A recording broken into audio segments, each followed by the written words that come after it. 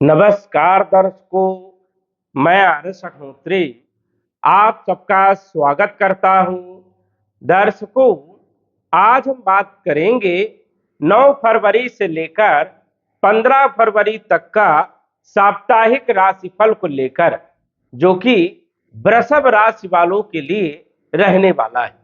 इस सप्ताह कौन कौन से ग्रहों का राशि परिवर्तन होगा, ग्रहों के राशि परिवर्तन से कौन कौन से क्षेत्रों में क्या क्या बदलाव देखने को मिलेगा, हम बात करेंगे आपके संपूर्ण क्षेत्रों के बारे में। तो आइए जानते हैं। उससे पहले यह समझिए कि यह फलादेश चंद्र राशि पर आधारित है। नाम राशि के आधार पर भी जान सकते हैं और लग्न राशि के आधार पर भी जान सकते हैं। ये जो आप कुंडली देख रहे हैं, 9 फरवरी से लेकर के 15 फरवरी तक ग्रहों की स्थिति सौर मंडल में इस प्रकार से रहने वाली है। गुरु आपके धन भाव में, केतु जो है सुख भाव में, चंद्रमा इस सप्ताह तुला राशि में, वृश्चिक राशि में, धनु राशि में और मकर राशि में गोचर करते हुए दिखेंगे। मंगल और सूर्य ये दोनों जो कि भाग्य भाव में मकर राशि में गोचर कर रहे हैं। सूर्य जो है 13 तारीख को राशि परिवर्तन करके आपके कार्य क्षेत्र पर दसम भाव पर कुंभ राशि में गोचर करेंगे और मंगल पूरे सप्ताह जो है मकर राशि में भाग्य भाव में ही रहेंगे। राहु, बुध और शुक्र ये आपके दसम भाव में कुंभ राशि में ही रहेंगे और शनि जो है ये आपके एकादश भाव में मीन राशि में गोचर करेंगे। तो ये ग्रहों की स्थिति है। अब हम जान लेते हैं कि इन ग्रहों का प्रभाव हमारे किन क्षेत्रों के लिए पॉजिटिव रहेगा, किन क्षेत्रों के लिए नेगेटिव रहेगा, कहां पर हमें सावधानी रखना है, क्या हमें उपाय करना है। तो आइए जानते हैं। सबसे पहले हम बात करेंगे चंद्रमा के बारे में, क्योंकि चंद्रमा का फलादेश ना तो मासिक राशिफल में होता, ना त्रैमासिक राशिफल में होता और ना ही वार्षिक राशिफल में होता है। चंद्रमा का फलादेश सिर्फ जो है साप्ताहिक राशिफल में और 1-2 दिन के राशिफल में होता है। और चंद्रमा का प्रभाव हमारे जीवन में सबसे ज्यादा होता है, क्योंकि चंद्रमा मन का कारक है। मन हमारा यदि प्रसन्न है तो कामकाज में मन लगेगा, और मन यदि प्रसन्न नहीं है तो कितना भी आप प्रयास कर लो, मेहनत कर लो, मन से यदि काम नहीं हुआ तो कहीं ना कहीं गलतियां होंगी। काम तो होगा लेकिन गलतियां होंगी और परेशानियां उत्पन्न होंगी। तो इसलिए चंद्रमा को देखना बहुत जरूरी है।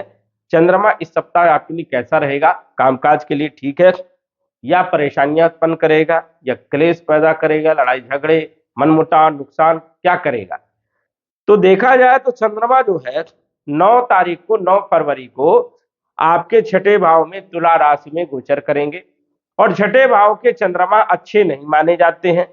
तो ये समझिए कि छठे भाव के चंद्रमा मेहनत करवाएंगे, संघर्ष करवाएंगे, सफलता मिलने में थोड़ा संशय रहेगी, कंपटीशन में जो है असफलता मिल सकती है। वही नौकरी को लेकर के चिंता रहेगी, शत्रु जो है परेशान करने का काम कर सकते हैं यदि पहले से है तो। वही मामा और मौसी के संबंधों में कहीं ना कहीं जो है खटास आ सकती है। यहां पर चंद्रमा कहीं ना कहीं मानसिक टेंशन देने का काम करता है। काम काज में मन नहीं लगता है, काम को टालने का प्रयास, साथ ही साथ कुछ गलतियां भी यहां पर जो है होती है स्वयं के द्वारा।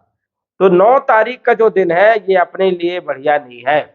यदि कोर्ट कचहरी किसी का मामला यदि आता है तो भी नेगेटिव हो सकता है, तो यहां पर थोड़ा सा ध्यान रखना है। तो ये अच्छी स्थिति नहीं। अब चंद्रमा जो है 10 तारीख को रात्रि में ही 1 बजे जो है राशि परिवर्तन कर जाएंगे। तो ये पूरा दिन जो है 10 तारीख को और पूरी रात जो है 10 तारीख को रहने वाले हैं। 11 तारीख को भी जो है वृश्चिक राशि में रहेंगे और 12 तारीख को दोपहर तक वृश्चिक राशि में रहेंगे। मतलब 10 तारीख, 11 तारीख और 12 तारीख दोपहर तक वृश्चिक राशि में रहेंगे। यहां पर भी चंद्रमा आपके लिए ठीक नहीं है, क्योंकि नीच राशि के हो जाएंगे। तो प्रॉब्लम क्या देंगे, प्रॉब्लम यहां पर देंगे वैवाहिक जीवन में नोक-झोंक हो सकती है, पति पत्नी में टकराव हो सकता है, मनमुटाव, बहस हो सकती है। पार्टनरशिप में भी कहीं ना कहीं जो है खटपिट होने की संभावनाएं है, या मन निराश होगा, मानसिक टेंशन रहेगा, किसी न किसी चीज को लेकर के चिंता बनी रहेगी। वही व्यापार को लेकर के भी जो है यहाँ पर चिंता बनी हुई दिख रही है। व्यापार को लेकर के आपको टेंशन हो सकता है, उतार चढ़ाव देखने को हो सकता है। यदि किसी को उधार दिया तो दिक्कत वाली बात है। यहाँ पर जो है चंद्रमा अच्छी पोजीशन में नहीं है। मतलब 12 तारीख को दोपहर देखा जाए तो 1:43 तक अच्छे नहीं। और 12 तारीख को दोपहर 1:43 के बाद जब चंद्रमा आ जाएंगे आपके धनु राशि में। अब धनु राशि में अष्टम भाव में हो जाएंगे तो यहां पर भी अच्छे परिणाम नहीं देते हैं।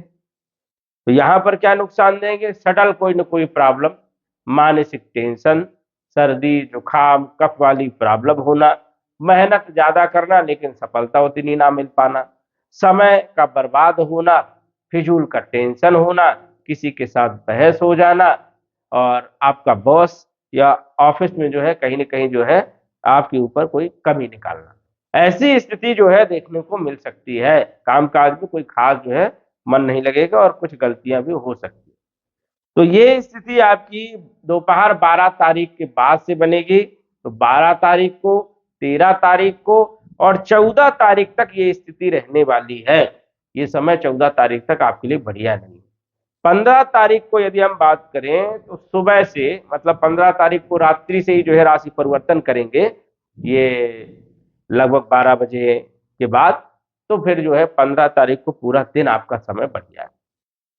लेकिन आपको ध्यान रखना है, ध्यान क्या रखना है कि ये जो सप्ताह है आपके लिए, पूरा सप्ताह है आपके लिए ठीक ठाक नहीं है चंद्रमा के हिसाब से। अन्य ग्रहों की स्थिति अलग है, अन्य ग्रहों के बारे में हम चर्चा करेंगे कि किन क्षेत्रों पर क्या ग्रहों का प्रभाव रहेगा, लेकिन चंद्रमा यदि निगेटिव है तो मानसिक टेंशन रहेगी, मन प्रसन्न नहीं रहेगा, कामकाज में गलतियां होंगी, और जो 2 दिन का काम है वो 4 दिन में होगा। तो ये आपको ध्यान रखना है कि मन अशांत रहेगा। हेल्थ कैसी रहेगी, तो हेल्थ के मालिक शुक्रदेव है, 10वें भाव में गोचर कर रहे हैं, और शुक्र 6ठे भाव के भी मालिक हैं।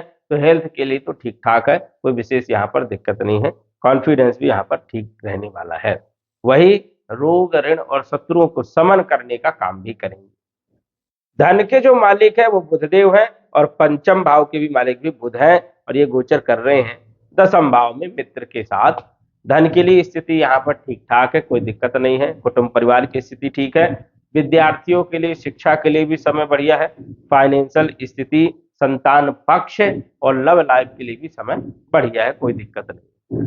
सूर्य जो है आपके मालिक है 4थे भाव के, गोचर कर रहे हैं भाग्य भाव में, बहुत अच्छी पोजीशन में है, मतलब प्रॉपर्टी से जुड़े हुए काम कर सकते हो, सफलता मिलेगी, वाहन से जुड़े हुए काम कर सकते हैं, माता के स्वास्थ्य पर अच्छा प्रभाव रहेगा, और कहीं ना कहीं जो है पिता के साथ संबंध 13 तारीख तक बढ़िया रहेंगे।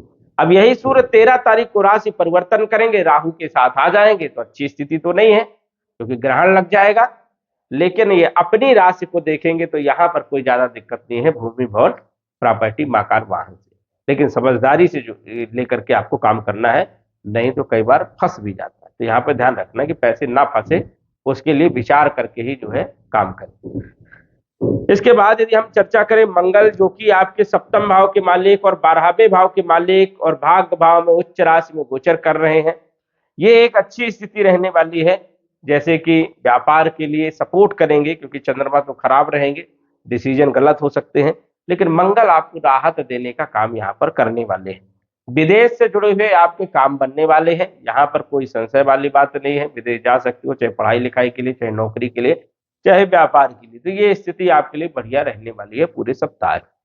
गुरु आपके 8वें भाव के मालिक हैं, एकादश भाव के मालिक हैं, गोचर कर रहे हैं धन भाव में, अकस्मात धन की प्राप्ति होना, लाभ होना, और आपके कामकाज में भी लाभ देने का काम, कुटुंब परिवार ससुराल पक्ष से भी कुछ न कुछ स्थिति को बेहतर या लाभ देने का काम करेंगे।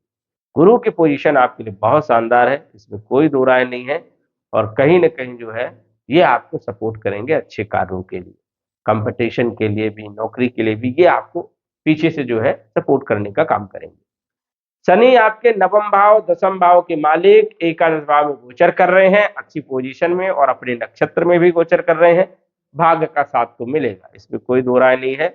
और कर्म कैरियर भी है वो भी आपका ठीक रहेगा, थोड़ा डिले जरूर होगा, लेकिन आपको सफलता जो है जरूर मिलेगी, लेकिन चंद्रमा का भी आपको ध्यान रखना है। तो यहाँ पर शनि की स्थिति बढ़िया है।